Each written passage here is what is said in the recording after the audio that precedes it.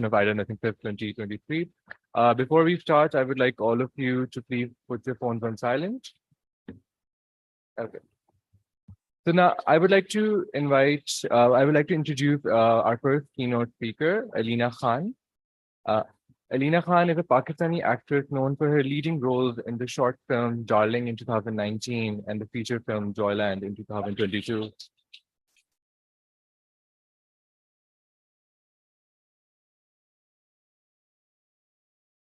She's the first transgender person to have a lead role in a major Pakistani film.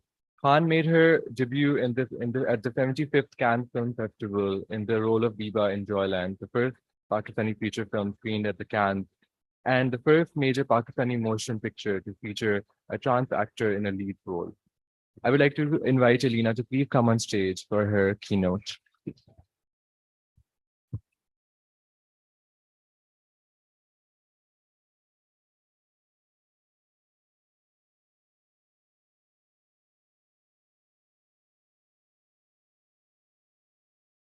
Ji thank you so much बहुत शुक्रिया आपका। मैं दिल से पहले तो शुक्रिया अदा करती हूँ आप सबका कि आपने इतने अच्छे तरीके से मेरा वेलकम किया, और साथ ही साथ में BNU का और नथिंग फेस्ट का भी शुक्रिया अदा करती हूँ कि उन्होंने मुझे मौका दिया कि मैं आप सबके साथ अपनी कम्युनिटी या अपने जेंडर या अपनी जो मैंने ज़िंदगी में जो चीज़ें मैंने फेस की हैं मैं उन सबको आपके साथ शेयर कर पाऊँ।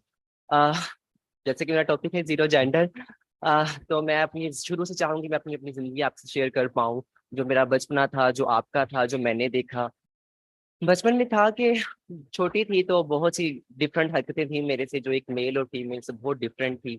मैं घर के काम करने मुझे बहुत पसंद थे, मुझे तैयार होना, लिपस्टिक लगाना, घर के काम करना, घर में रहना, फीमेल्स फ्रेंड बनाना ना ही कि मेल्स, उनमें मुझे ज़्यादा मैं अनकंफर्टेबल फील करती थी, पता नहीं क्यों, तब अब नहीं अब ऐसी हूँ।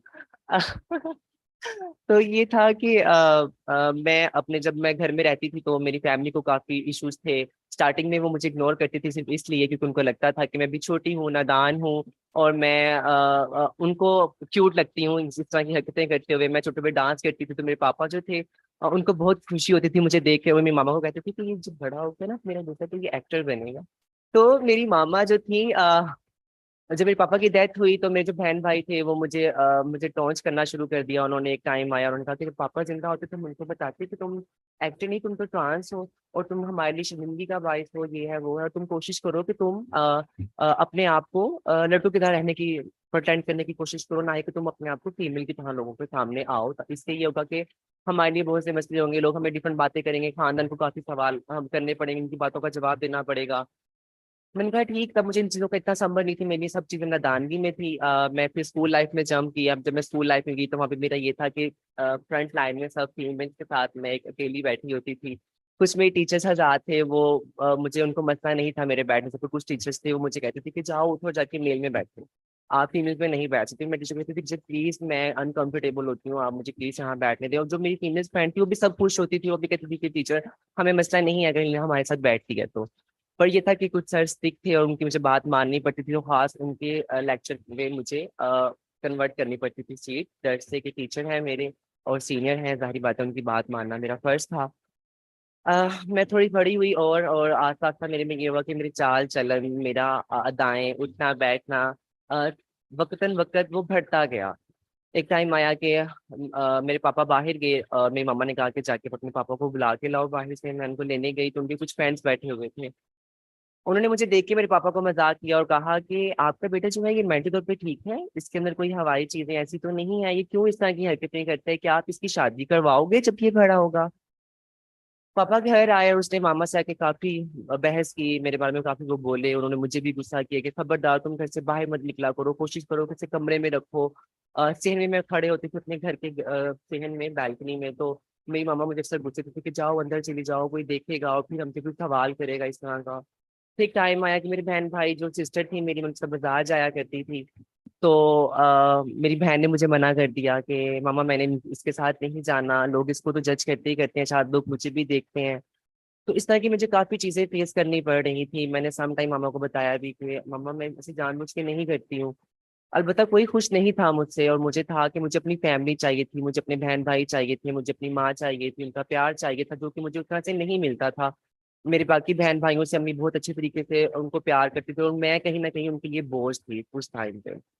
मैंने सोचा कि उनका दिल हासिल करने के लिए मुझे ये है कि मुझे अपना आप मारना पड़ेगा। वो खुश इस चीज से है कि मैं उनके लिए लड़कों की तरह रहूं, लड़कों की तरह कपड़े पहनूं, लड़कों की तरह बातें करूं। तो शायद अगर वो उससे खुश हैं तो कोई बात नहीं, मुझे ये करना चाहिए उनकी खुशी के लिए।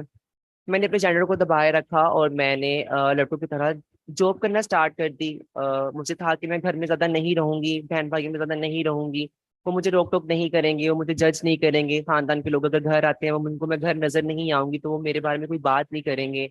मेरी फैमिली को कुछ फेस नहीं करना पड़ेगा। एक टाइम तो ये भी आ गया था कि मैं घर में होती थी और लोग गुजरते हुए मेरे घर से बाहर से आवाजें कसते थे कि ओ खुसरिया, ओ खुसरिया, इस तरह की आवाजें देते थे। तो मैं बहुत हर्ट होती थी दिली तौर पे, क्योंकि मैं बहुत कुछ फेस कर रही थी, अपना जेंडर अपने आप को दबा के मुआशरे के मुताबिक जीने की कोशिश कर रही थी कि जिस तरह मुझे मुआशरा देखना चाहता है मैं उसी तरह रहूं, ताकि एटलीस्ट मेरे साथ मेरी फैमिली होगी, लोगों का साथ होगा, लोगों का प्यार होगा। मैंने जॉब स्टार्ट की, वो मेरा पहला जिंदगी का कदम था जो मैंने अपने घर से बाहर निकाला, वो भी सिर्फ इसलिए कि मैं अपनी फैमिली की नजर से दूर रहूंगी और मैं लड़कों में रहूंगी तो शायद मैं, क्योंकि मिसकॉन्सेप्ट था। मामा मुझे कहती थी कि ठीक है बेटा, तुम अपनी जगह ठीक हो पर कोशिश करोगे तुम लड़कों की तरह रहो, लड़कों में तुम उठना बैठना शुरू करोगे तो तुम्हारी आदतें लड़कों की तरह हो जाएंगी, ये है वो है। मैंने जॉब स्टार्ट की तो वहां पे ये था कि एक माह मुझे कोई इस तरह खास मसला नहीं हुआ, लोग मुझे जज कर रहे थे पर मुझसे कोई बात नहीं था उस तरह से करता। फिर एक टाइम आया कि लोगों ने मुझे क्या बुली करना शुरू कर दिया, आवाजें कसना शुरू कर दी। वहां पे मुझे कहते थे चिकने चीज से बात सुनो, हमारे पास बैठो, कोई चीज खा रहे हैं तो उन्होंने वो मुझे दे देनी कि इसको खा के हमें भी दे दो, इस तरह की डिफरेंट डिफरेंट बातें करनी। मैंने जब जाना करना जॉब के लिए, मैंने वापस आना करना, तो जो लड़के होते थे वो मेरे पीछे आ जाया करते थे, मेरे घर आने तक वो मुझे बुली किया करते थे, डिफरेंट डिफरेंट बातों से बुलाया करते थे और मैं अंदर से रोती थी। मैं अपना आप एक्सेप्ट करके उनको बताती इसलिए नहीं थी, मुझे था कि अगर मैं बताऊंगी तो ये मेरा और मजाक बनाएंगे, और मैं पहले ही फैमिली से इतना तंग हूँ। और मैं बाहर इसलिए निकली हूँ कि चलो मेरी फैमिली के दिल में एक एक्सेप्टनेस आ जाएगी, उनको पता होगा कि ठीक है मैं उनके मुताबिक एक लड़कों की तरह जिंदगी बसर कर रही हूँ, जो कि मेरे लिए रियल में बहुत मुश्किल था। काफी मैंने ये चीजें फेस की, बता मुझे समझ आ गई कि फिर भी मैं जब घर आती थी तो मुझे मेरे भाई वगैरह जो थे वो मुझे रोक टोक करते थे, मुझसे बात ही थे किया करते उस तरह से, वो कोशिश करते थे कि वो मुझसे अवॉइड करें। एक टाइम आया कि मैंने सोचा कि मैं तब 8 क्लास में पढ़ती थी और मैं तकरीबन थी 11 साल की, 11 साढ़े 11 साल की थी मैं। और मैंने सोचा कि मैं घर से बाहर चली जाती हूँ, घर से भाग जाती हूँ। उससे ये होगा कि मेरी फैमिली वगैरह जो है वो शायद मेरे बारे में इतना नहीं सोचेंगे, या जो लोग मेरे घर के बाहर खड़े होकर आवाजें कसते हैं वो शायद आवाजें कसना छोड़ देंगे, और मेरे घर वालों को मेरी वजह से किसी शर्मिंदगी का सामना नहीं करना पड़ेगा। मैं जब घर से निकली तो मुझे बिल्कुल नहीं था इलम कि आप जब बाहर निकलते हो आपको घर चाहिए, आपको खाना चाहिए, आपको कपड़े चाहिए, आपको एक सेफ एनवायरनमेंट चाहिए जिसमें आप अपनी जिंदगी बसर बसर कर पाओ। जब मैं निकली तो मेरे पास 20 रुपए थे और मैंने स्टिल सिर्फ सड़क पे मैं चल रही थी, और वो मैंने 20 रुपए किस टाइम खाए, एक टाइम का मैंने वो कुछ कुछ हल्का फुल्का मैंने खाया, वो पैसे खत्म हो गए। मुझे बिल्कुल नहीं था पता कि मैंने अब अपने आप बाकी के दिन किस तरह गुजारने हैं। मैं 2-3 दिन सड़कों पे चलती रही, सोने की कोई जगह नहीं थी। एक पूरा दिन और एक पूरी रात में चलती रही, और अगले दिन सुबह 5 बजे के करीब मैं थक गई थी, चल चल के मेरी टांगे दर्द होना शुरू हो गई थी, और मैंने सोचा कि मैं कहीं रुक के स्टे कर लेती हूँ। 5 बजे का टाइम है, सब लोग सोए हुए हैं, मुझे कोई जज नहीं करेगा कि मैं किसी शॉप पे या किसी फुटपाथ के ऊपर मैं बैठी भी हुई हूँ। मैं उस फुटपाथ पे बैठ गई और मुझे नहीं पता चला कि कुछ सेकंड में, 1-2 मिनट के अंदर मेरी किस तरह आंख लगी और मैं सो गई। जैसे मैं सोई, एक आदमी आया, उसने मुझे हिलाया, उसने कहा कि तुम घर से भागी हो? और मैंने लड़के कहा जी बिल्कुल। तो उसने मुझे कहा कि अच्छा मसला नहीं है, आप आ जाओ, आप अंदर आके सो दो। मैंने कहा ठीक है। मुझे तब जगह चाहिए थी, मुझे ये नहीं जगह चाहिए थी कि कोई बेड हो, कोई आलीशान घर हो जिसमें मैं रहूं। मुझे था कि मुझे चाहे एक जमीन मिल जाए जिसमें मैं सीधा लेट सकूं, अपने जिस्म को रिलैक्स कर पाऊं, क्योंकि मैं बहुत चलती थी, मैं रुकती नहीं थी। मैं जैसे ही उसने मुझे बुलाया, हेलो सर कैसे हैं आप? जी मैं बिल्कुल ठीक ठाक हूँ, शुक्र है अल्लाह का। बहुत खुशी हुई सर। आप भी। ऑलवेज यार। जी खाता। अब तो क्या उसे कहते हैं, उन्होंने मुझे बुलाया, मैं उनके कमरे में गई और मैं वहां जाके जमीन पे लेट गई। मैं सिर्फ अभी लेटी हूँ, यहाँ तक कि मेरी जिस्म की जो थी वो बिल्कुल सीधा इजीली रिलैक्स भी नहीं हुआ कि उस लड़के ने मुझे मिसयूज करना, छेड़खानी करना शुरू कर दी। मैंने उसको हटाया, मैंने जान छुड़वाई, मैं भागी, और ये तब बात है जब मैं 11 साल की थी। उस टाइम मेरे लिए था कि मैं डर गई थी वो सिचुएशन देखकर। मैंने सोचा कि नहीं, मैं किसी से हेल्प नहीं ले सकती, मुझे फैमिली एक्सेप्ट नहीं करती, बहुत मुश्किल है। अगर मैं किसी को बताऊंगी कि मैं घर से भागी हूँ तो मेरा कोई मिस यूज ना करे, मुझे कोई गलत किसी गाइड किसी महफिल में ना बिठाए। मैंने चलना शुरू किया और मैंने सोचा कि नहीं, मैं वापस घर जाती हूँ, कोई बात नहीं, घर वाले क्या है, बुरा भला कहते हैं, वो बाहर वाले भी कह रहे हैं, मेरे पास एक छत होगी, एक घर होगा, मैं अपनी जिंदगी गुजारूंगी, कोई बात नहीं। मैं फिर घर गई, पर ये था कि वो चीजें चलती रही। एक टाइम आया कि मेरे बहन भाइयों ने मुझे मारना शुरू कर दिया, क्योंकि मैं जिस तरह भरी हो रही थी, मेरी आदतें बढ़ रही थी। पर मैं कोशिश करती थी कि मैं घर से फजूल बाहर ना निकलूं। मेरी कोई ऐसी फ्रेंड नहीं थी ट्रांस जिनके साथ मैं मिलती थी बैठती थी, को उनको कोई मसला क्रिएट होता हो कि मैं बाहर ट्रांस में जाके उठती बैठती हूँ, इंग्लिश में जिंदगी का बाहर, तो मैं बहुत छुप के रहती थी घर।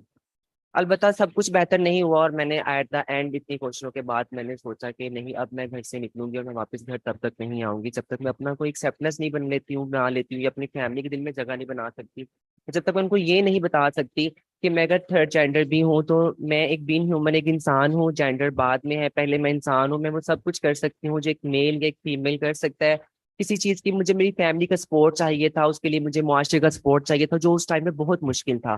कि जिस टाइम की मैं बात करूँ तब ये सोचना ख्वाबो ख्याल में ही था कि शायद हम कभी किसी मेन स्ट्रीम में नजर आएंगे, या हम एक बीन ह्यूमन लोगों के साथ खड़े हुए किसी महफिल में, जिस तरह मैं आज खड़ी हूँ, आपसे बात कर रही हूँ, अपने जेंडर को प्रेजेंट कर रही हूँ, या अपने आप को प्रेजेंट कर रही हूँ। मुझे नहीं था कि कभी मुझे मौका मिलेगा जिंदगी में।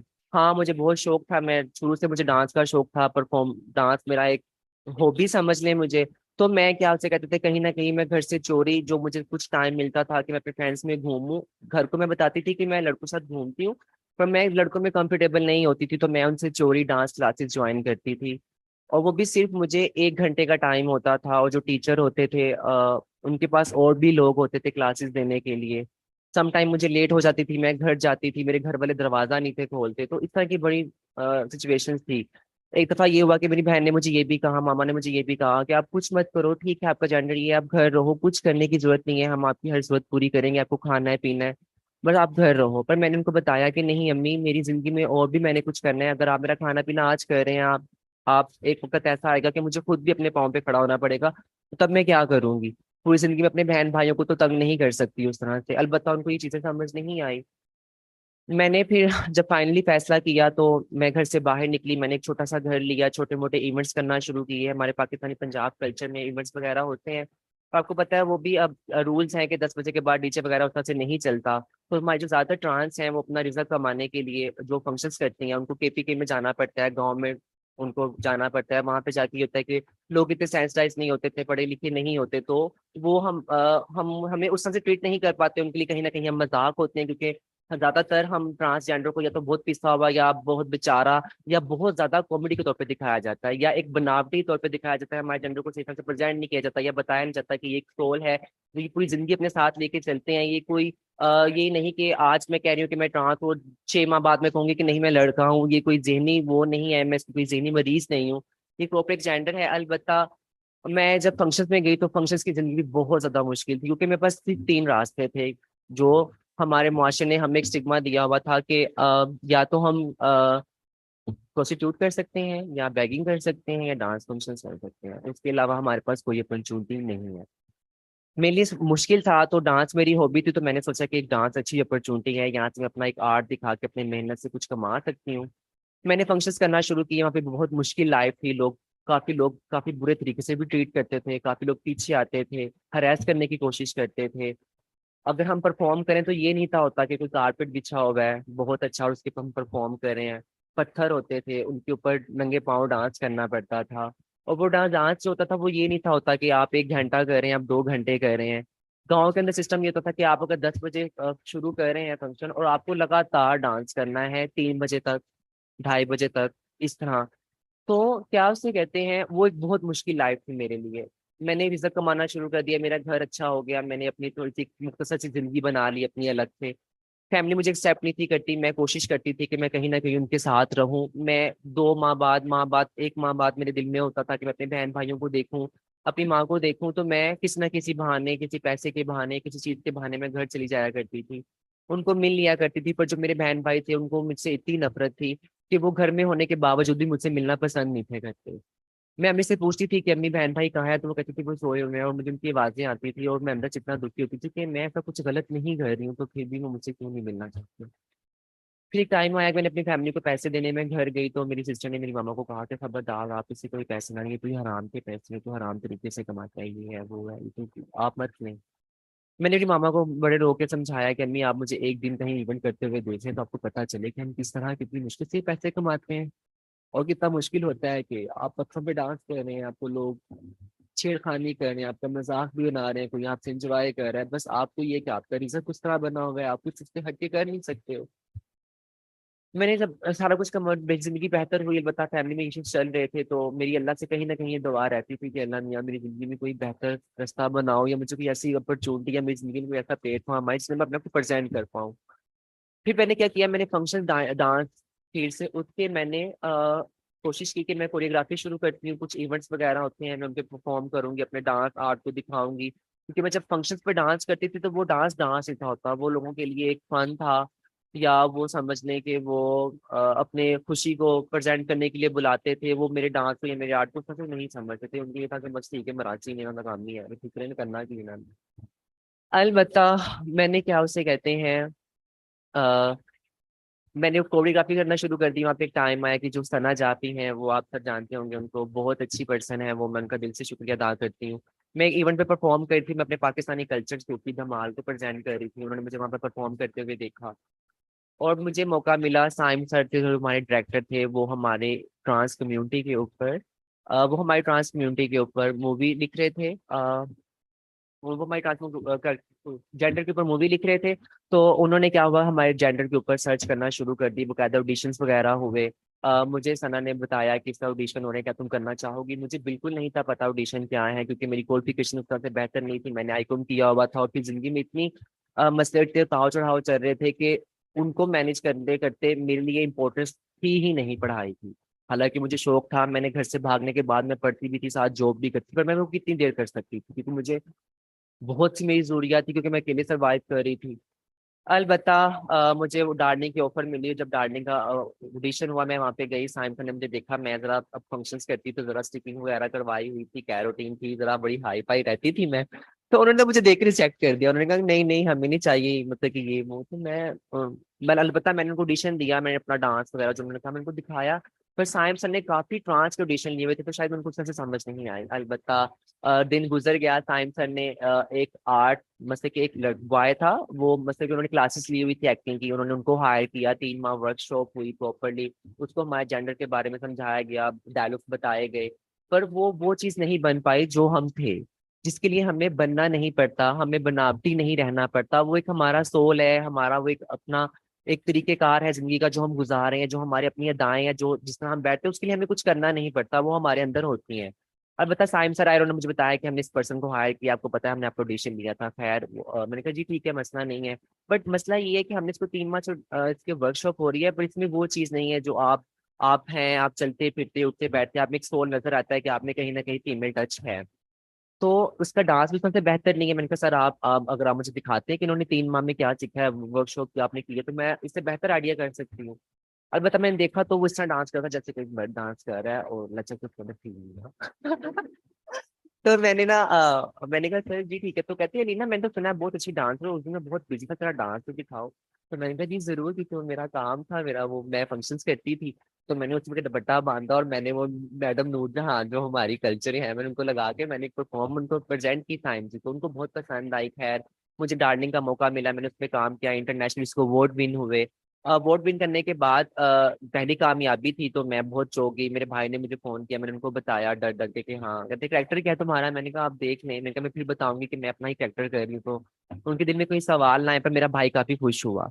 उसके बाद मुझे कोई खास अपॉर्चुनिटी नहीं आई, एक शॉर्ट मूवी से मेरा घर का सर्कट तो नहीं चलना था पूरे साल का, तो मैंने फिर कहीं ना कहीं साथ फंक्शन शुरू कर दिए, कोरियोग्राफी करना शुरू कर दी, और कहीं ना कहीं मैं छोटे मोटे प्रोजेक्ट्स पकड़ रही थी, क्योंकि मेरी लगन थी कि मैं, क्योंकि लोगों ने बहुत प्यार दिया, लोगों का बहुत साथ था, अंदर से एक जज्बा पैदा हुआ कि हाँ अगर हम कुछ बेहतर करते हैं तो लोग हमारे साथ हैं। अगर मुझे मौका मिला है आज मैं अपने आप को बेहतर प्रेजेंट करूंगी, तो जो मेरी न्यू यूथ है उनके मेरे अंदर एक हौसला बिल्ड होगा। अलबत्ता मुझ कुछ डिजाइनर थे, उन्होंने मुझे रिजेक्ट किया मेरे जेंडर के ऊपर, कुछ को मैंने अप्रोच करने की कोशिश की, कुछ ने काम किया, कुछ ने नहीं किया। अलबत्ता फिर मेरे लिए जिंदगी में आई जो आइलैंड। जो कि मेरे लिए एक जिसने मेरी जिंदगी बदल दी। जो मेरे ख्वाब थे, जो मैं सोचती थी, इन चीजों को हकीकत किया उसने। माशाल्लाह से बहुत अच्छी कास्ट थी। सीनियर्स बहुत अच्छे थे। जो हमारे डायरेक्टर साइम थे, जो हमारे प्रोड्यूसर थे, अपूर्वा चरण जो इंडिया से थी, सरमत सर, सबने इतना साथ दिया। वर्कशॉप हुई, मैंने प्रॉपरली बहुत ज्यादा मेहनत की क्योंकि मैंने क्लासेस एक्टिंग की बिल्कुल नहीं थी ली हुई। मैं स्क्रिप्ट को डेली पढ़ती थी। मैं सेट पे अलग से वर्कशॉप पे रिहर्सल करती थी और मैं घर आके अलग से रिहर्सल करती थी। जो मेरे डांस परफॉर्म थे उसकी कोरियोग्राफी मैं सेट पे अलग से करती थी और रात में आके मैं कुछ स्टंट डालने की कोशिश करती थी, कुछ डिफरेंट करने की कोशिश करती थी कि मुझे फर्स्ट टाइम मौका मिले अपने जेंडर को प्रेजेंट करने का, तो मैं कहीं से कमी ना खाऊं। मुझे नहीं था पता कि इसको इतने इंटरनेशनल अवार्ड मिलेंगे, पर मुझे था कि मुझे इज्जत मिल रही है, किसी का साथ मिल रहा है, मुझे मौका मिल रहा है कि हम अपने जेंडर को प्रेजेंट करें, जो कि फर्स्ट टाइम हो रहा था। और साइम सर ने प्रॉपरली हमारे जेंडर के ऊपर सर्च की हुई थी और उन्होंने हमारी हर तरह की हमारी जिंदगी की एक नॉर्मल बीइंग ह्यूमन इंसान के अंदर, हर किसी के अंदर होती है, जलना, किसी से जेलसपन, कामयाब होना या खुशी, ख्वाहिशात, हर हर इंसान की हर फीलिंग होती है। तो उन्होंने उस फीलिंग को मद्देनजर रखते हुए हमारा कैरेक्टर जो बीबा बनाया वो काफी स्ट्रोंग था।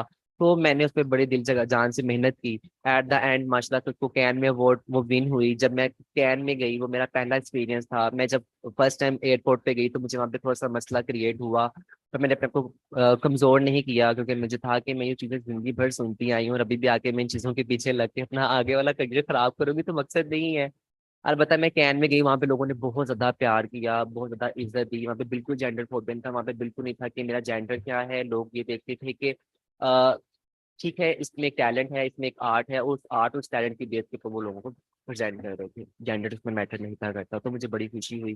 फिर मैं अपनी मेरी फैमिली में बात हुई, फर्स्ट टाइम मैंने अपनी मामा को कॉल की कैन के अंदर। जिस रात मुझे वोट मिलना था उससे एक रात पहले मैंने मामा को फोन किया, क्योंकि मैं बहुत ज्यादा नर्वस थी, इंटरनेशनली मैं एक प्लेटफॉर्म में थी।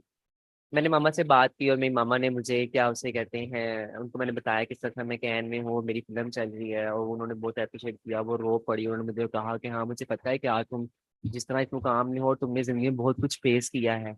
अलबत्ता मैंने मुझे अवार्ड विन हुआ और वो मैं जैसे कैन से घर गई, मैंने पहली रात अपनी फैमिली में गुजारी। वो जो सुकून था, वो जो अपनी फैमिली के साथ रहना और उनके साथ एक कमरे में सोना, और वो जो चीजें थी, वो जितना मुझे उन्होंने दिल तौर पे सुकून दिया वो मैं आपको बता नहीं सकती।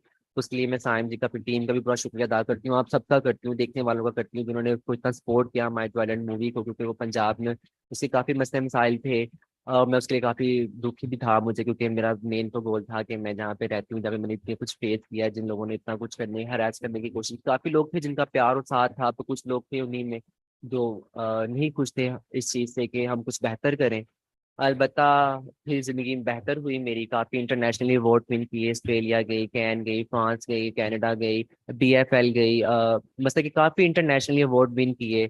अपने पाकिस्तान को प्रेजेंट किया, अपनी ट्रांस कम्युनिटी को प्रेजेंट किया, जो मेरी ट्रांस उन्होंने काफी सपोर्ट किया। एक टाइम था जब मैंने डार्लिंग की थी तो मेरी फ्रेंड्स कहती थी रहने दो, मत करो, कि पैसे पूसे नहीं देंगे, तुम्हारा वक्त बर्बाद करेंगे, छोड़ो क्या कर रही हो, फिर तुमने फंक्शन ही करने हैं। तो मैंने कहा छोड़ो, फंक्शन करने हैं मैं कर लूंगी, पर अभी जो मुझे मौका मिल रहा है मैं इसको पहले इसको तो करूँ। अगर अल्लाह ने मुझे कामयाबी देता तो ये कितनी अच्छी बात है कि हमें एक अच्छा प्लेटफॉर्म मिलेगा। कल को मैं नहीं भी करती, जो मेरी न्यू ट्रांस है उनके लिए कितना हौसला बिल्ड होगा।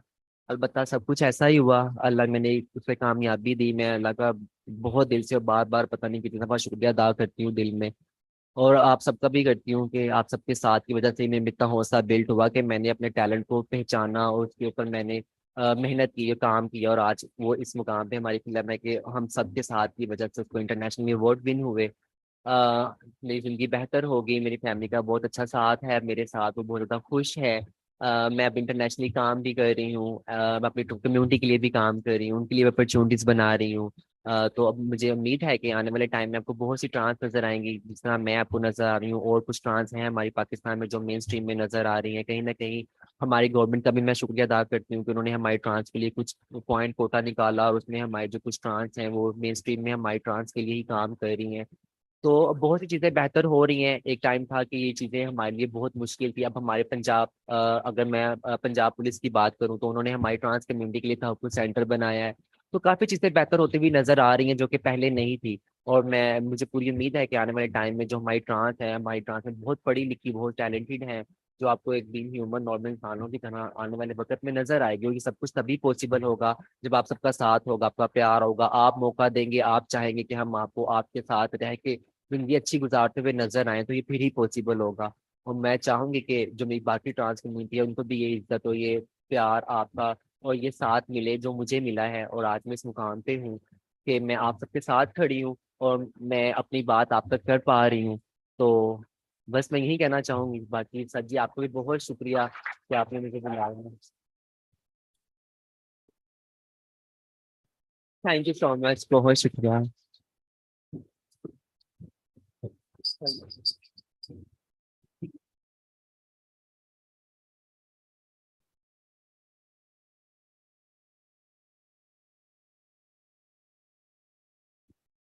बहुत शुक्रिया, थैंक यू सो मच आपके प्यार।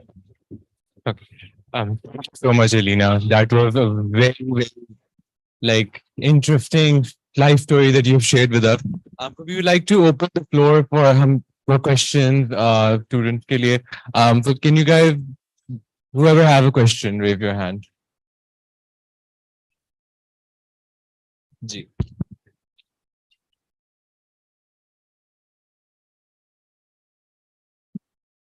Hello. Thank you so much for आपकी talk. एक तो ये कि it was so inspirational and you're so brave. Secondly, it was so engaging. Your way of speaking कि मुझे time का पता ही नहीं चला and I just wanted to keep listening to you. अब मुझे थोड़ा सा रोना भी आ रहा है. So I want to ask you कि वो जो point था जब आपके life में acceptance नहीं थी, अगर आपको acceptance मिल गई, वो बात बहुत मुश्किल होता है. आपके अंदर इतना पेशेंस कैसे आया और आपको कैसे होप कैसे मिली कि ओके एक टाइम आएगा कि चीजें ठीक हो जाएंगी? ये थी कि आप जब जिंदगी में कोई इरादा करते हैं कुछ करने का या कुछ बनने का। मैंने आपको पहले बताया कि जब मैं घर से लास्ट टाइम भागी तो मैंने ये दिल में तहैया कर लिया था कहीं ना कहीं कि अब मैं वापस घर नहीं आऊंगी। मैं भूखी मर रही हूँ, मैं कुछ कर रही हूँ, मैं कुछ नहीं कर रही हूँ। मैं अपने घर आके अपनी फैमिली के लिए बंडल नहीं बनूंगी। मैं चाहूंगी कि मैं कुछ बेहतर करूँ। मुझे नहीं था पता वो मैं एज एन एक्ट्रेस करूंगी, एज अ डांसर करूंगी, एज अ परफॉर्मर करूंगी या किस तरह करूंगी, मुझे नहीं था पता। पर मैं चाहती थी कि जो एक स्टिग्मा है जो मैं बचपन से सुनती आई हूँ, जो मेरे अपने बहन भाई मुझे कहते रहे कि तुम ख्वाजस राह हो, तुमने ख्वाजस राह में जाना है, तुम्हारी जिंदगी ख्वाजस राह के साथ है, चले जाओ ख्वाजस राह के पास। जब बाहर की दुनिया कहती है तो वो थोड़ा सा आप बर्दाश्त कर लेते हो। जब आपके अपने बहन भाई आपके रिश्तेदार जब आपको इस तरह की बातें करते हैं तो थोड़ा सा आप दुख, थोड़ा क्या बल्कि बहुत ज्यादा दुख होता है। तो ये था कि मैंने को बताया कि मैं अभी तो हमारा टाइम होता सा था तो मैंने आपसे मुख्तसर सी बातें की। मैंने बहुत कुछ फेस किया। हम ट्रांस को घर लेने का इतना प्रॉब्लम होता है, हमें लोग घर नहीं देना पसंद करते हैं। काफी तरह के मसले मसाइल, लोग हरास करने की कोशिश करते हैं। काफी दफा ऐसे हुआ है कि लोगों ने गाड़ी से नीचे उतारा मुझे और कहा कि हमारे साथ चलो, गाड़ी के ऊपर मतलब कि लोगों ने हमला किया। बहुत कुछ मैंने फेस किया। तो इस तरह की जो चीजें होती हैं ना, ये आपको सबक देती हैं, ये आपको हिम्मत देती हैं, ये आपको कमजोर नहीं करती, ये आप में डर पैदा नहीं करती, ये आपको ताकत देती हैं आने वाले वक्त के साथ लड़ने के लिए। आपको मजबूत करती हैं। आप चाहे उससे बड़े जितनी मर्जी आप मुश्किलात देखें, वो आपको हिम्मत देती है जी। तो बस यही वजह थी।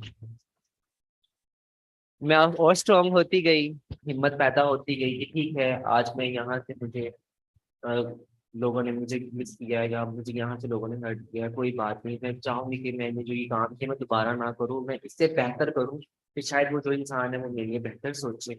और एट द एंड ऐसा हुआ। थोड़ा सा टाइम लगा, मुश्किलात आई बहुत, पर मुझे खुशी है कि मैं वो कर पाया।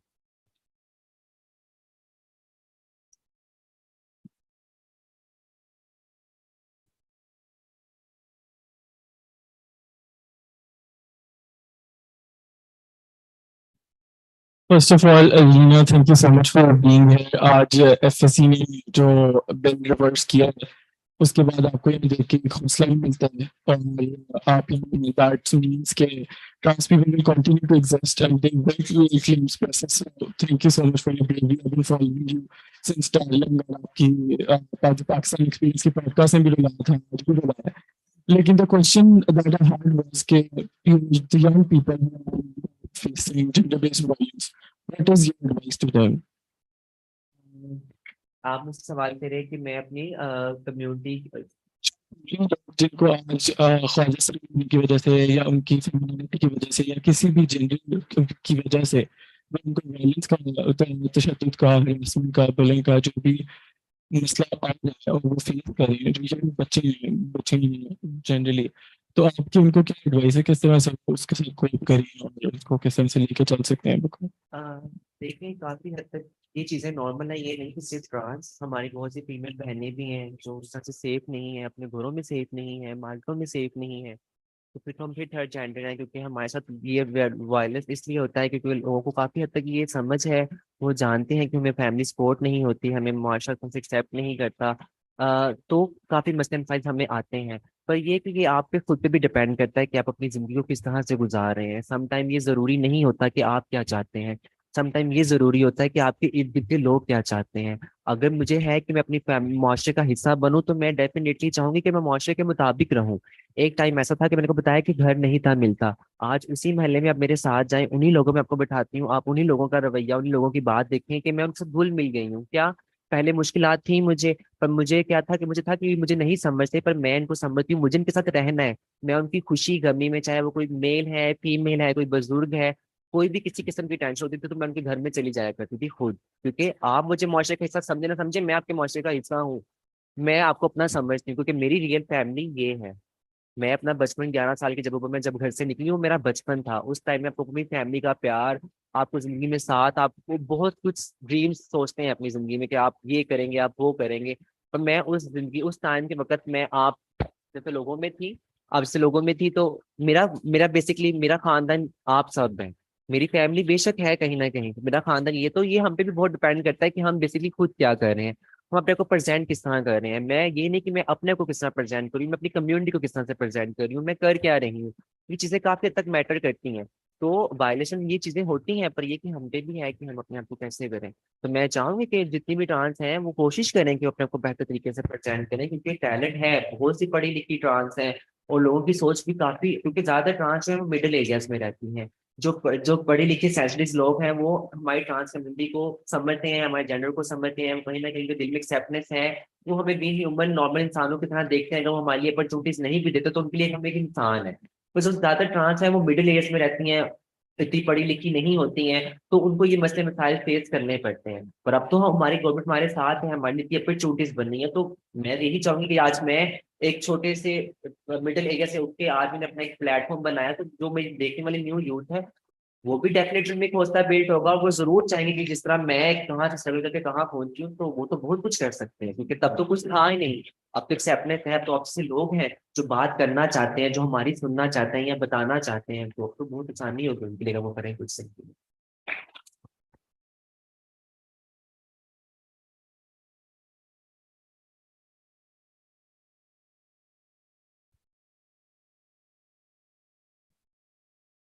Thank you so much, Alina, for your time.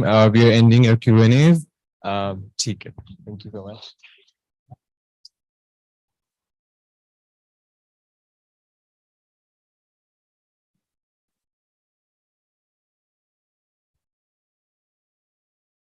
Okay. Okay. Um, After this very inspirational keynote, I would like to invite our second keynote speaker for the day, Fahad Mirza. Fahad Mirza is a Pakistani actor, model, plastic surgeon, and sculptor. He's best known for his debut role in Isa in 2012 drama serial Badi Apa. He has also appeared in Mutti Bhar Mitti, Main, Diwani, and Shanakh, for which he was nominated for the Best Supporting Actor at the third annual Hum Award. Fahad Mirza is one of the leading plastic and reconstructive surgeons in the country. Fahad views himself as an artist, sculptor who works in the greatest form of art, the human body. So I would like to invite Fahad to come on stage for his keynote. Thank you.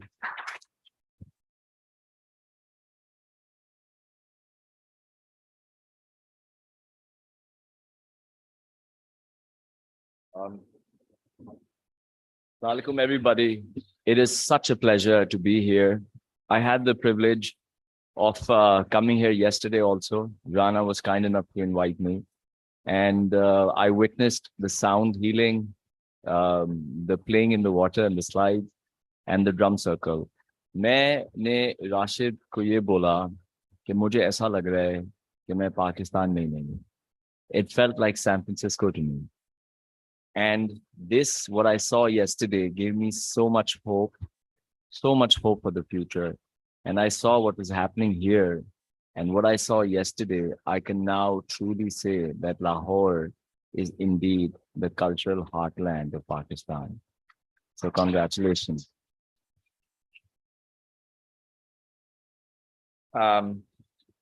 So I'll just take a second.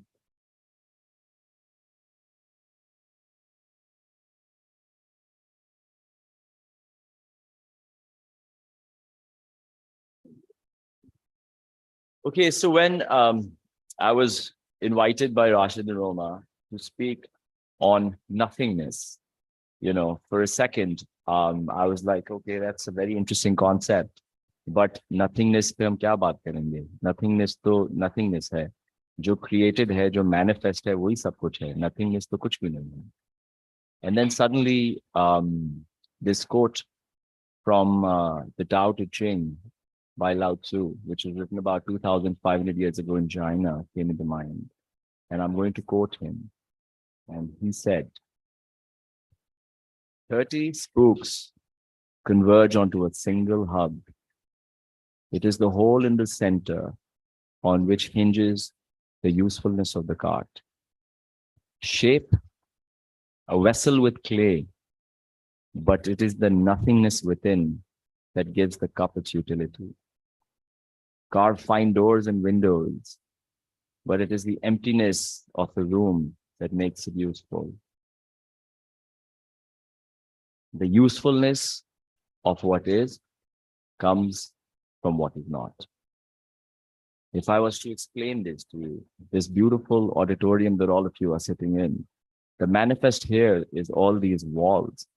But if this emptiness was not within, what good would this room be? Agar hum quantum physics ki baat karein, so has anybody done basic physics mein solar system ka shape kisi ko yaad hai? How the solar system works? Show of hands. Show of hands. You know how a solar system works? Okay, great. तो solar system के बीच के अंदर एक nucleus होता है, right? और उसके periphery के अंदर एक इलेक्ट्रॉन रिवॉल्व कर रहा होता है. और जितना बड़ा एटम होता है उतने उसके ज्यादा इलेक्ट्रॉन्स होते हैं. और जो एटम की बाउंड्री होती है is the furthest electron from the nucleus, right? So if I was to ask you a question, for those of you that know, just visualize it in your head, the shape of that. हमारा solar system का shape है कि सन centre में है और planets उसके side में चल रहे हैं. उसी तरह हमारा जो एटम का इंटरनल स्ट्रक्चर होता है कि न्यूक्लियस सेंटर में होता है, काइंड ऑफ लाइक द सन, और वो जो प्लैनेट्स हैं उसी तरह इलेक्ट्रॉन्स ऑर्बिट कर रहे होते हैं उसके around. Okay, so if I was to ask you a question कि हमारे अंदर जो एटम है उसका जो सेंट्रल पॉइंट है न्यूक्लियस, अगर मैं उसको एक पिन हेड के साइज का बना दूं. We all know how big a pin head is. Yes, it's pretty tiny, right? About a millimeter or so. अगर वो जो न्यूक्लियस है उसको मैं पिन हेड के साइज का बना दूं, तो जो सबसे करीब वाला जो इलेक्ट्रॉन है वो कितना बड़ा डिस्टेंस होगा उस ऑर्बिट का? कोई मुझे बता सकता है? रफ गेस चाहिए, ऑब्वियसली एग्जैक्ट पे कोई एक रफ गेस मुझे. I want rough guess. Everyone be imaginative, tell me. हाँ, नहीं, शॉर्टेज तो है, बट एक रफ आइडिया कितना होगा? फुटबॉल जितना होगा, किसी के सर जितना होगा. अगर एक पिन हेड के साइज का मैं वो न्यूक्लियस बना दूं, कितना बड़ा होगा? इस पोडियम जितना बड़ा होगा, इस माइक के हेड जितना बड़ा, कितना होगा वो इलिप्टिकल ऑर्बिट? कितना बड़ा होगा अंदाजन? Football field. बिंगो, ये वाटर कूलर आपका हुआ. Football field, and that is the closest, mind you, that is the closest electron. Okay, so imagine pinhead size is the manifest and the unmanifest is the football field, and that is the closest. So all of us here are 99.9% emptiness. All of us here are 99.9% emptiness. अगर हम आपको लें और नाउजुबिल्लाह, but आपको हम डिसमेंबर कर दें, जो मैनिफेस्ट हैं आप, जो आप समझते हैं ये हाथ हैं, ये सर है, ये आंखें हैं, ये टांगे हैं, हम इसको डिसमेंबर कर दें और फिर दोबारा इसको लाके जोड़ दें, तो क्या आप आ जाएंगे? हाँ, आप आ जाएंगे? नहीं, because what is manifest depends on what is unmanifest. You are what is, yet you are what is not. It is the apparent duality, but in truth, it's a paradoxical unity. अब अगर हम कुरान में पढ़ें, it's not religious, it's a more spiritual discourse, but Quran is a reference point for all of us. तो कुरान में एक जगह लिखा आता है, I think surah number 7 or I don't exactly remember, but इसका लुबे लुबाब ये है that God says that I created man from clay and then breathed into him of my spirit. So if you take a literal translation, this manifest clay form is powered by the divine. He is intangible. He is unobservable physically. He is unmanifest, yet he is inexhaustible. Why this is important for us to know? Why do we talk about it?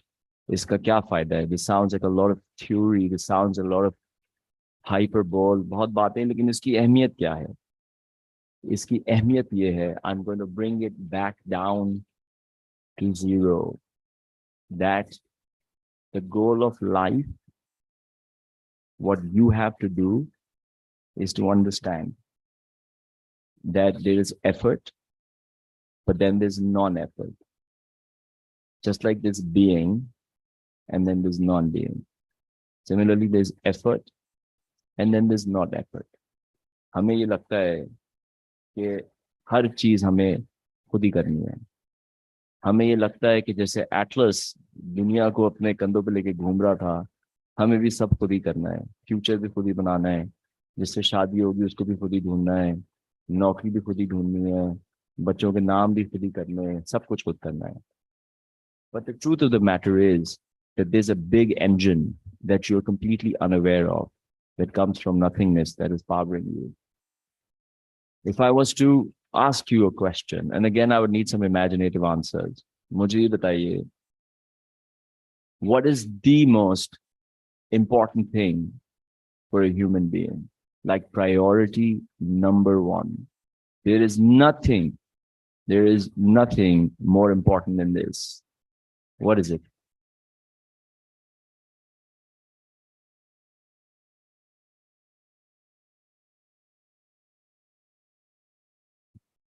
I have never, ever in my life, and I come up to so many people, had the right answer in the first row. Whatever you're doing here, bro, it's working. Amazing, good job. So you guys are a lot more evolved than the rest of your counterparts. But since we've mentioned that beautiful act of breathing, which is the absolute most important thing for a human being. अगर सांस लेंगे तो प्यार करेंगे. अगर सांस लेंगे तो हक के लिए लड़ेंगे. सांस लेंगे तो नौकरी पे जाएंगे. सांस लेंगे तो प्यार करेंगे. So the absolute most vital thing for a human being is breathing. Now, I want all of you that we've spoken about breathing, let's take a big breath together. Let's do it.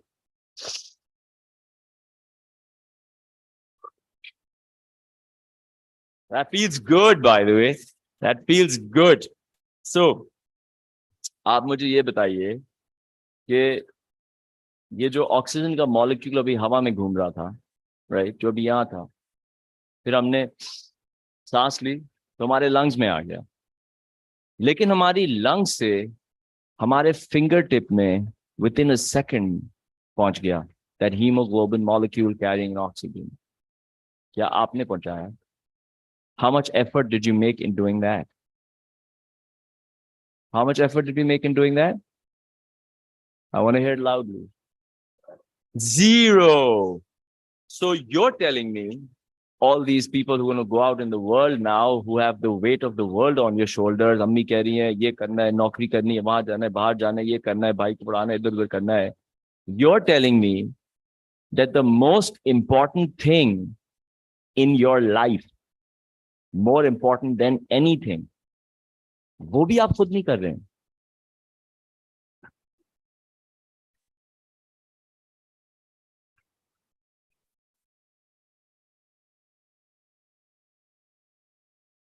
ये तो बहुत ही खतरनाक और concerning बात है कि भाई राशिद, हमें इतना कुछ करना है और जो सबसे अहम चीज है हम वो भी खुद नहीं कर रहे हैं.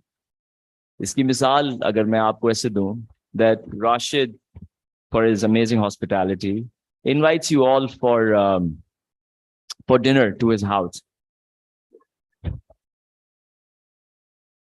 It's hypothetical. It's hypothetical. Calm down. In your seats. It's hypothetical. All right. Okay, it's happening. All drinks around the house. Drinks around the house. Go. आपको अपने घर dinner पे बुला रहा. But the very enthusiastic among you who feel that we have got the weight of world on our shoulders, तो हर चीज हमने खुद ही करनी है, तो वो अपने साथ ना पानी में थर्मोस के अंदर पानी भर रहे हैं. And then your mother walks in. What would she say?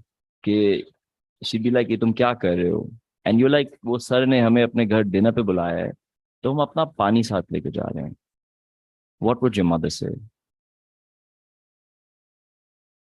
Legibly, loudly. क्या आप रिटार्टेड तो नहीं है? आपको डिनर पे बुलाया तो पानी तो जाहिर ही मिलेगा, right? Right? So does it not make sense that if the most important thing is being done for you, effortlessly done for you, just in the same perfection जो सूरज में inherent है, जिस perfection से billions of years से चांद सूरज चमकता है और रोशनी देता है और planet Earth पे life को चलाता है, उसी perfection से आपकी body आपको जिंदा रखती है, आपकी सांस चलाती है, right? So does it not make sense that if the most important thing for you is being done for you according to a plan, तो बाकी जो छोटी मोटी चीजें कि नौकरी कहाँ मिलेगी, आर्ट वर्क बिकेगा, काम अच्छा होगा, शादी होगी नहीं होगी, ये भी एक प्लान के तहत चल रही होंगी. जैसे गालिब का एक शेर है, रात दिन गर्दिश में है सातों आसमान, रात दिन गर्दिश में है सातों आसमान, हो रहेगा कुछ ना कुछ, घबराएं क्या.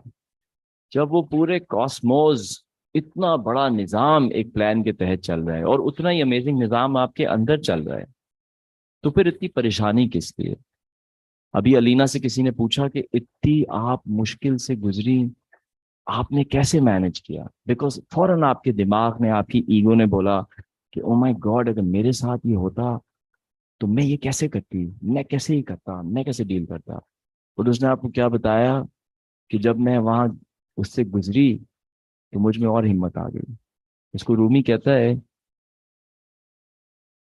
ये जो तुमको यहां तक लेकर आया है वो तुम्हें आगे भी ले जाएगा. So the most important thing that I have now come to understand is effort and non-effort. If you want to eat a fruit, what do? You plant a seed and then you allow the fruit to blossom. So you do your bit, what you can control, and then you let go.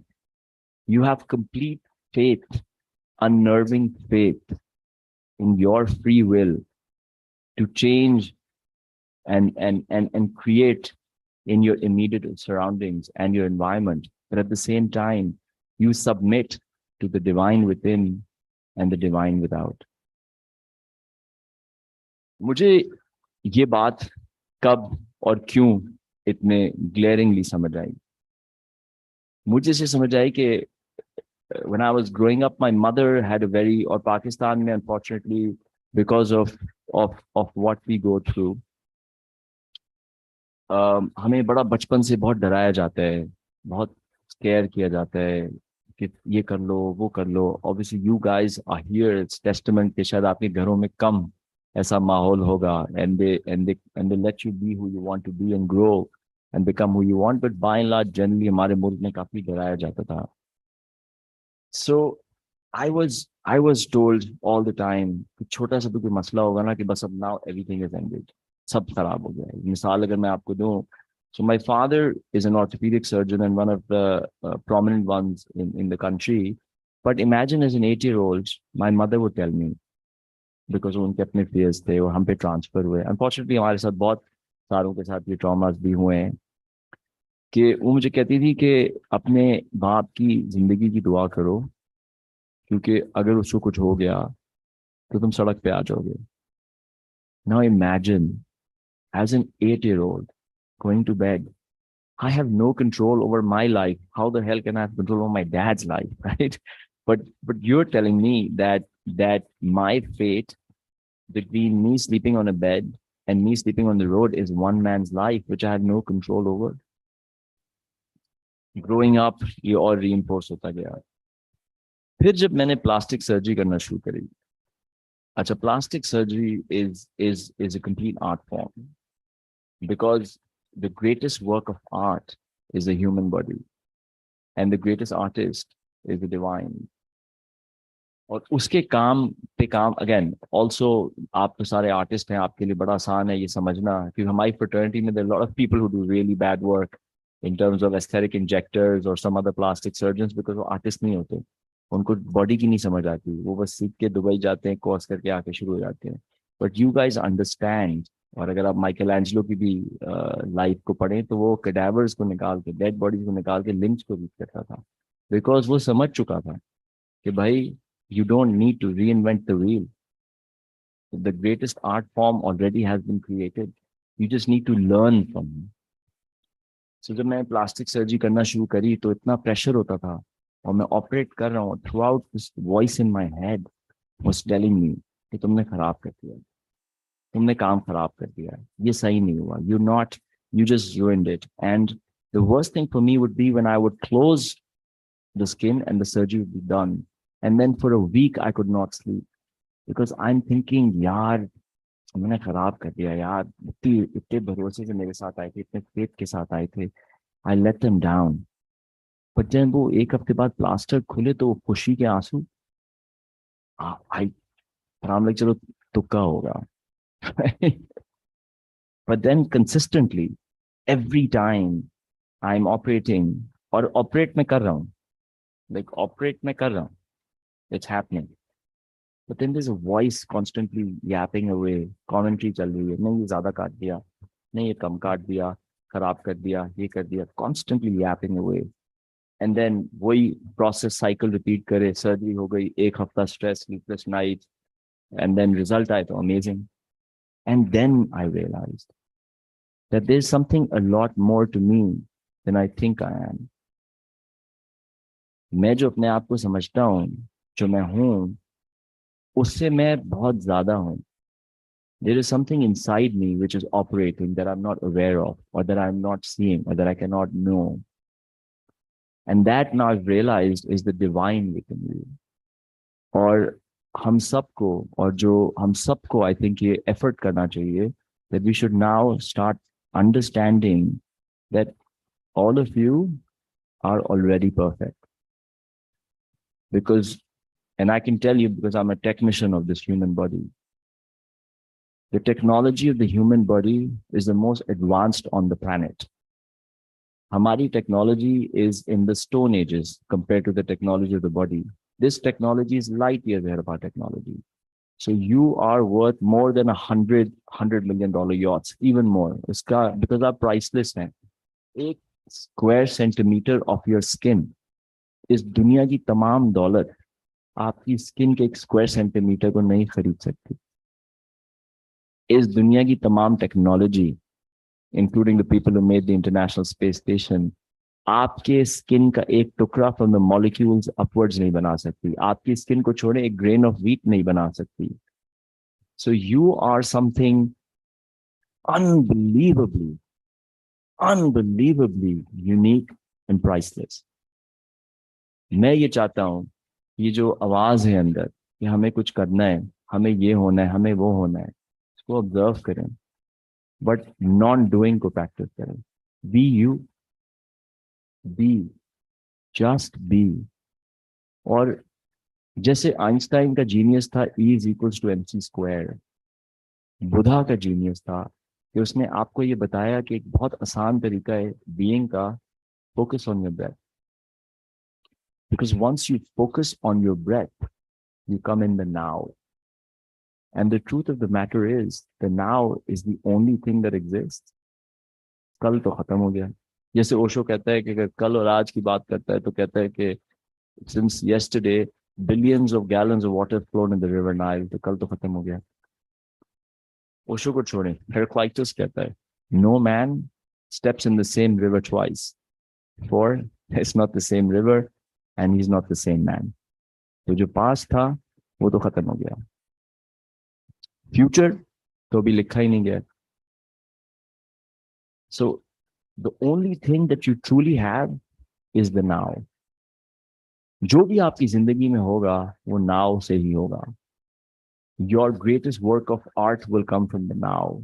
Your greatest sadness will happen in the now, and your greatest pleasures will happen in the now. Whatever happens, happens in the now.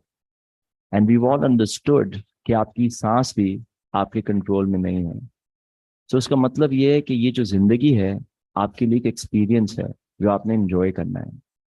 इसमें आपके पास एक scope है to do what you want to do, but then इतना ही scope है, क्योंकि उसके अलावा the creative forces of nature are constantly working. And then you also have to understand that there is an intelligence beyond the intellect. Voltaire ने हम लोगों को बड़ा नुकसान कराया, because Voltaire said I think therefore I am, which is completely false. Now we've understood I am, therefore I think. You see, problem क्या होता है कि studies ने दिखाया है that a normal human being has 50,000 to 70,000 thoughts a day. 50,000 to 70,000 thoughts a day.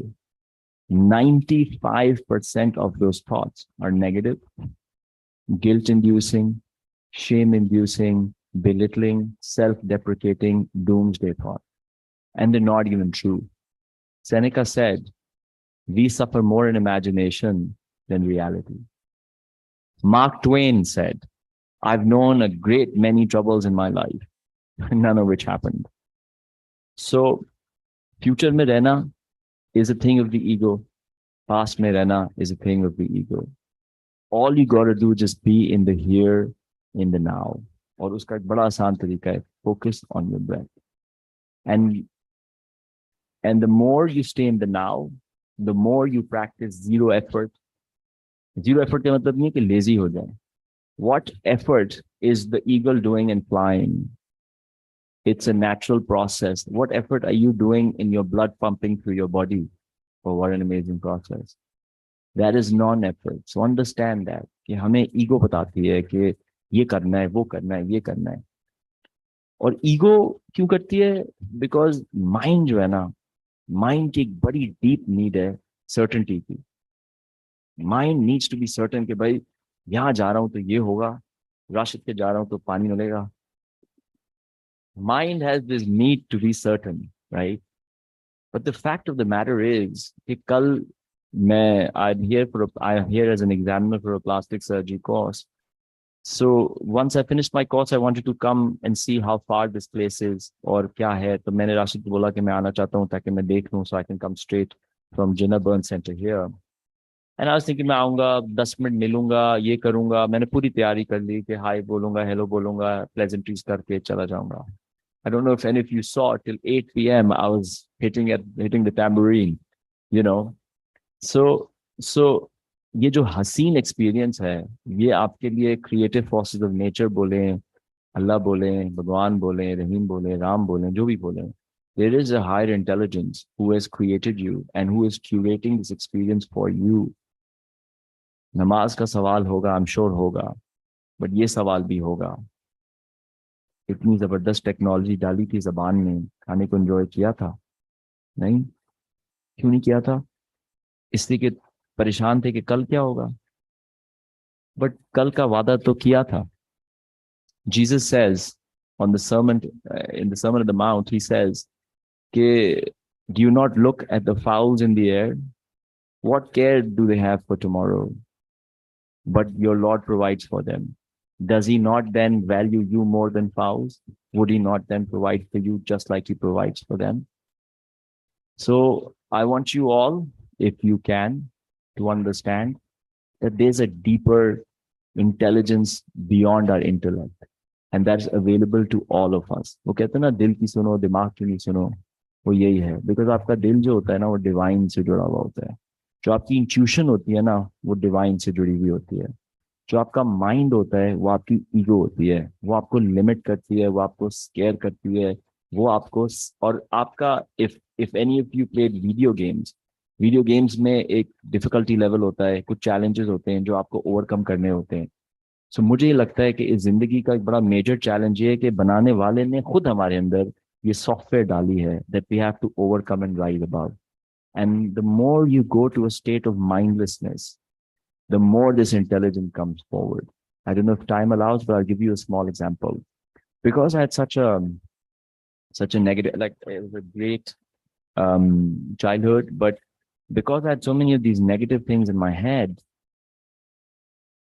और जब मैंने ये पढ़ना शुरू किया और समझ आने लगी, लेकिन सारी थॉट्स को मैं बिठाता रहा, बट एक थॉट थी, एक बंच ऑफ थॉट्स थी जो नहीं जाती थी.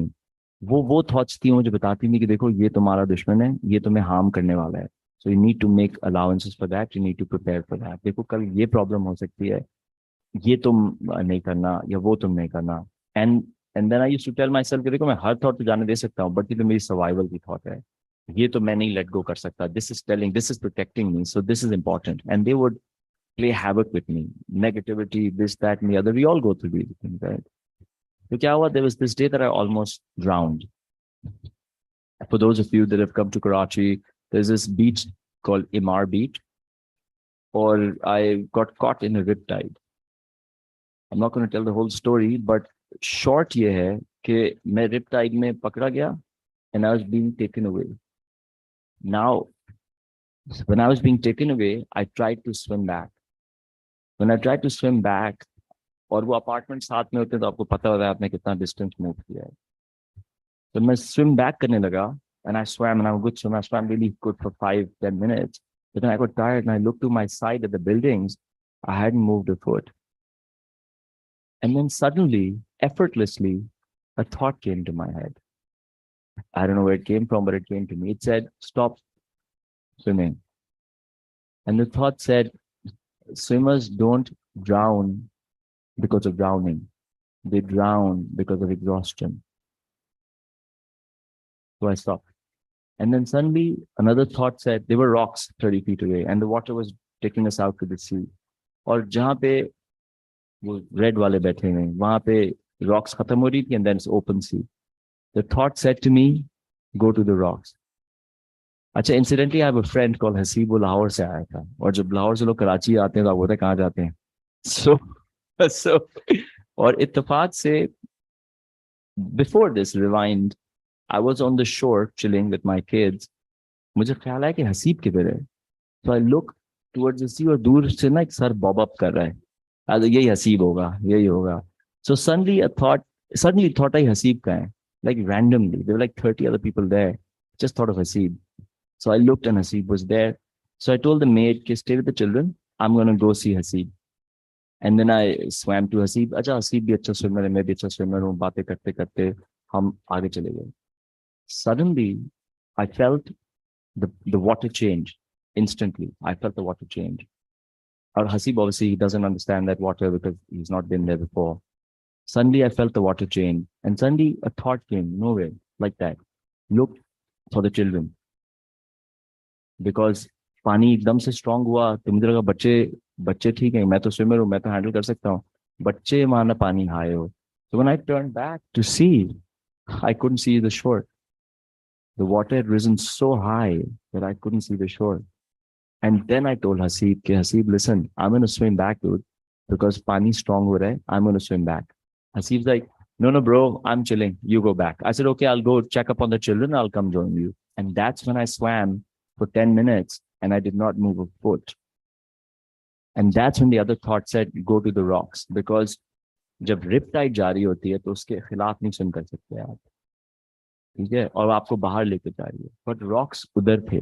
So the thought said swim towards the rock. So parallel आप जा सकते थे. और वो भी कुछ 40 फुट बाद रॉक भी खत्म थी. फिर तो खत्म. मैंने हसीब को बोला, listen Haseeb, I'm going to go to the rocks. Let's go to the rocks. The current is too strong. Hasib said to me, no, I'll swim parallel to the tide and I'll swim out of it. You go to the rocks because rocks be dangerous. वो पानी आके लगता है, so you can actually get hurt. But I swam to the rocks. I tried to climb it. वो पानी ने आके मारा, मेरे पूरे body में gashes आ गए, पैर कट पट गया. Finally, I climbed up the rocks. When I stepped up on the rocks, I saw कि पूरे rock पे मेरा blood है. Not a lot, but like blood था. And then I'm walking away. Suddenly, I look back and see 5 minutes बाद Hasib is also trying to get on the rocks. And I'm like, Hasib, what happened? He's like, dude, tide बहुत strong है. And so Hasib also got on the rocks. And then we came out. And once we came on the shore, it was one of the best experiences of my life. It was one of the best experiences of my life. मुझे ऐसे, अगर यहाँ आप लोग बैठ के सोच रहे हैं, suddenly everyone thinks of themselves in that situation. And then you're like, oh my God, how would I have come out of it? मेरे दिमाग में क्या ख्याल आता, मैं क्या करता, right? But then, just then, and it was a gift for me, because then I realized कि जब मैं वाकई मरने वाला था, immediate death से तो कोई immediate threat नहीं होती ना, जो future में मेरे साथ नुकसान करेगा या वो करेगा ये करेगा वो कम है. मेन थ्रेट तो immediate threat है ना, उससे बड़ी तो कोई थ्रेट नहीं है. उस टाइम पे ये जो थॉट्स बड़ी कूल बन के मुझे बता रही है ये होगा वो, they were nowhere to be seen. 5 clear instructions came which saved me and which saved Hasib. 5 clear instructions came. And then I realized कि जब वक्त आएगा तो उसका solution भी आएगा. Do you understand? जो यहाँ तक लाया है वो आगे भी ले जाएगा. So for me now, it's only about the now. Be here, be now.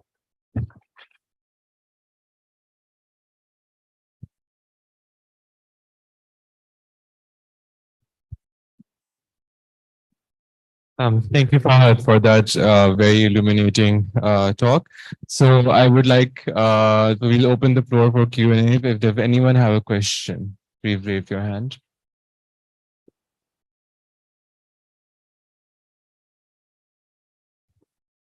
कोई सवाल नहीं है, कुछ भी नहीं है, सब बता दिया मैंने, इतना अच्छा बता दिया मैंने.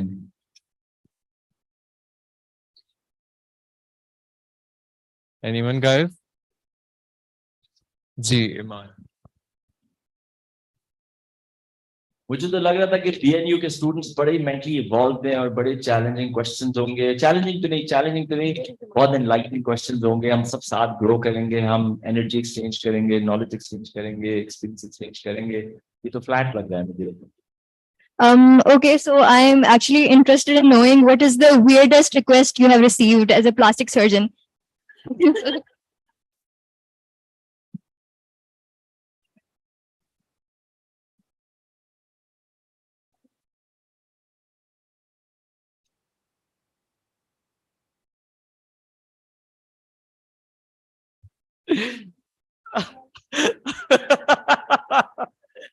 वो 40 minute being non being here now.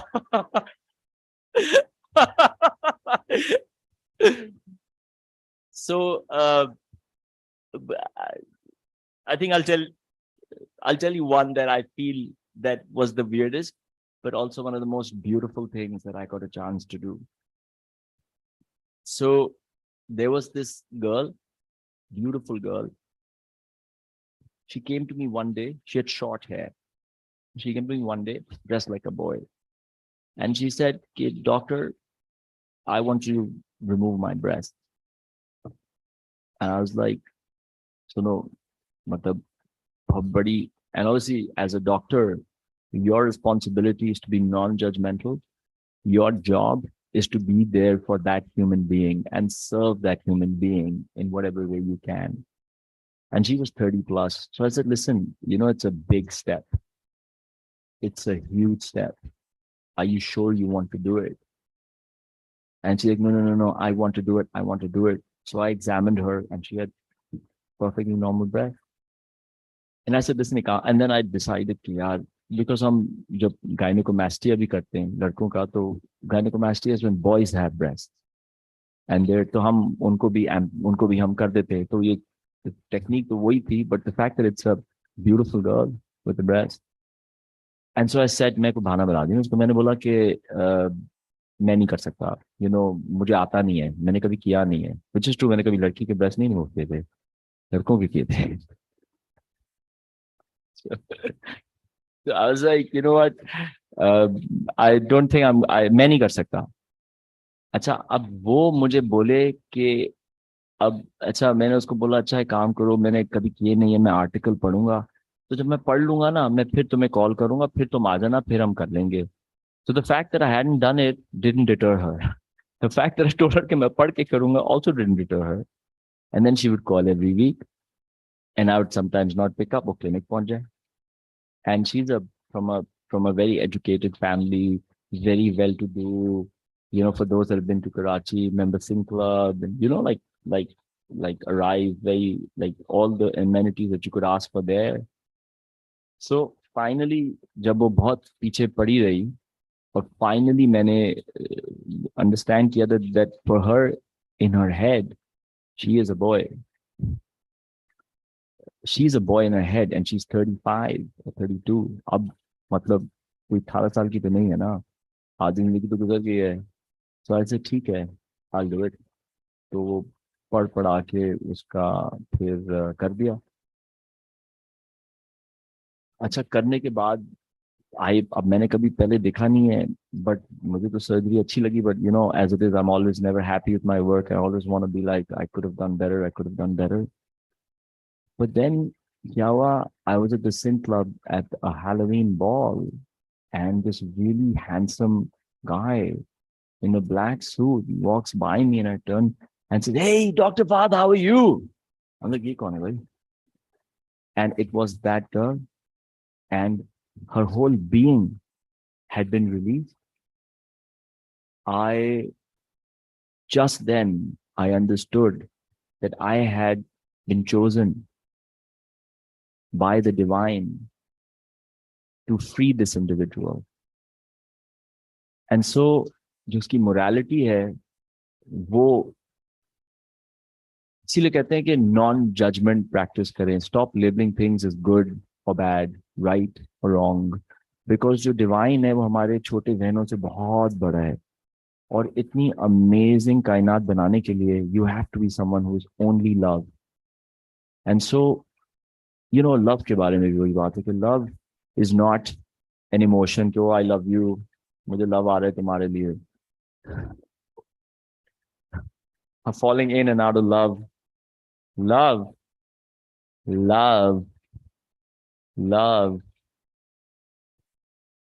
Love is a state. Yeah, too much love, yeah. But love is a state of being. You are love. Khalil Gibran said, think not that you can direct the course of love. For love, if it finds you worthy, directs your course. बचपन से सुनते आए थे कि please let me know if the time is up or if I have to stop. बचपन से सुनते आए थे कि the pen is mightier than the sword. Love is the strongest force in the universe. But ये किताबी बातें लगती थी कि नहीं, pen is not mightier than the sword. The gun and the sword are mightier than the pen, and might is right. And जो manifest है वही है, जो नजर आ रहा है वही हो रहा है. But then जब मैंने अपनी प्लास्टिक सर्जरी की प्रैक्टिस स्टार्ट करी, और वो ट्रूथ में भी कहते थे कि truth has great power, but इतना समझ नहीं आता था. So when I started my private plastic surgery practice, I just started private practice. I never joined an institution. I never had a salary. Day one private practice, right? And within 3 months, I was like booked to the teeth. Like people coming from all over the world, completely booked. तो अभी कुछ अर्से पहले एक pharmaceutical rape मेरे पास आया, and he wanted me to write his medicines. He says to me कि sir, इस वक्त मार्केट में आपकी आवाज में इतनी ताकत है कि आप जो भी बोलेंगे ना लोग उसको मान लेंगे. Suddenly again, I don't know, this popped up, this thought. And I said to him, देखो, मेरी आवाज में ताकत नहीं है, सच में ताकत है. जब तक मैं सच बोलूंगा, मेरी आवाज में ताकत है. The day I stop speaking the truth, my voice will lose its strength. और सच की ताकत तो मैंने अपने करियर में देख ली है. लोग कहते 5 साल लगते हैं, मुझे 3 महीने में I was booked because I always try to be honest to my patients and speak the truth. So जब ये confirm हो गया, so my next goal is to see the power of love. And that, they say that love is divine. So अब मैं आपको भी यही recommend करूंगा कि always act from a place of non-judgment. किसी को भी judge नहीं करें, अमीर, गरीब, cool, uncool, गोरा, काला, this, that, or the other. Because the minute you start judging, you start going away from what is into this alternate reality that you create in your head. जब आप judge करते हैं, and Alina will tell you, because she's been through so many people judging her. But the truth of Alina, when I traveled to Cannes, Alina and Sarvat were as cast of Joyland, and I found her to be such an amazing human being. और मेरा पहली दफा interaction था with Alina and with someone of Alina's gender, but it was so amazing and so enlightening. And so अगर आप judge करेंगे तो इतना amazing इंसान को आप lose कर देंगे. लेकिन अगर आप reality में रहेंगे, now में रहेंगे, जो भी देखेंगे, see it for what it is, your reality and your life will become bigger and you will actually live in the real world, because none of us lives in the real world. We live in a world that we create in our heads. And the more we judge, the more we condemn, the more we do these things, the more this world becomes real. जिसको लोग matrix भी कहते हैं, and the more detached we get from reality. So just be.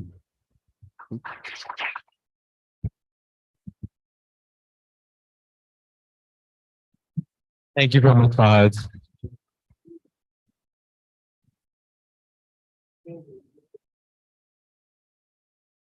Okay. That concludes our keynote talk for today, for day 2.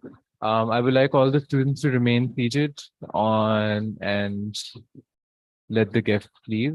You guys have to get your booklet stamped. So please remain where you are for the moment.